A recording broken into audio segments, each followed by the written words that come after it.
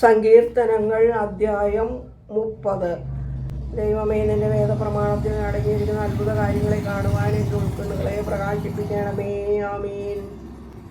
കർത്താവേ, നീ എന്നെ ഉയർത്തിയതുകൊണ്ട് എൻ്റെ ശത്രുക്കളെ എൻ്റെ നേരെ സന്തോഷിപ്പിക്കാതിരുന്നതുകൊണ്ടും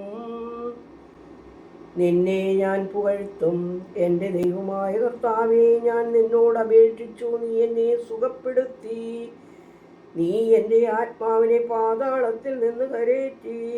കുഴിയിൽ ഇറങ്ങുന്നവരോട് കൂടെയാവാതെ വണ്ണം നീ എന്നെ ജീവനോടെ കാത്തുപാലിച്ചു. തൻ്റെ തിരഞ്ഞെടുക്കപ്പെട്ടവരെ നിങ്ങൾ കർത്താവിന് പാടി തൻ്റെ വിശുദ്ധിയുടെ ഓർമ്മയ്ക്കായിട്ട് സ്തോത്രം ചെയ്യുവിൻ.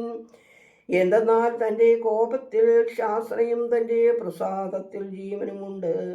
സന്ധ്യ മുതൽ കരച്ചിലുണ്ടായാലും പ്രഭാതം മുതൽ സന്തോഷം വരും. ഒരു നാളും ഞാൻ ഇളകുകയില്ല എന്ന് എൻ്റെ സുഖാവസ്ഥയിൽ ഞാൻ പറഞ്ഞു.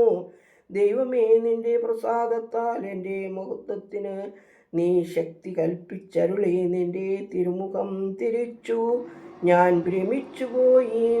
കർത്താവേ, ഞാൻ നിന്നെ വിളിച്ചു. എൻ്റെ കർത്താവേ, ഞാൻ നിന്നോട് അപേക്ഷിച്ചു. ഞാൻ നാശത്തിലേക്ക് ഇറങ്ങിപ്പോയാൽ എൻ്റെ രക്തം കൊണ്ട് എന്ത് പ്രയോജനമുള്ളൂ? മണ്ണ് നിന്നെ സ്തോത്രം ചെയ്യുകയില്ല, അത് നിന്റെ വിശ്വാസം അറിയിക്കുകയും ഇല്ലല്ലോ.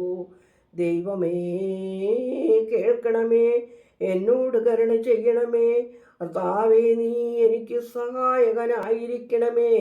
എന്തെന്നാൽ നീ എൻ്റെ വിലാപങ്ങളെ സന്തോഷമാക്കി തീർത്തു.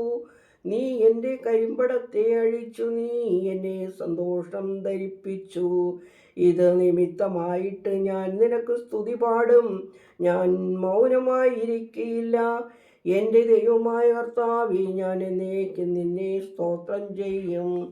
ദൈവമേ, സ്തുതി നിനക്ക് യോഗ്യമാകുന്നു. പാറകുമോ.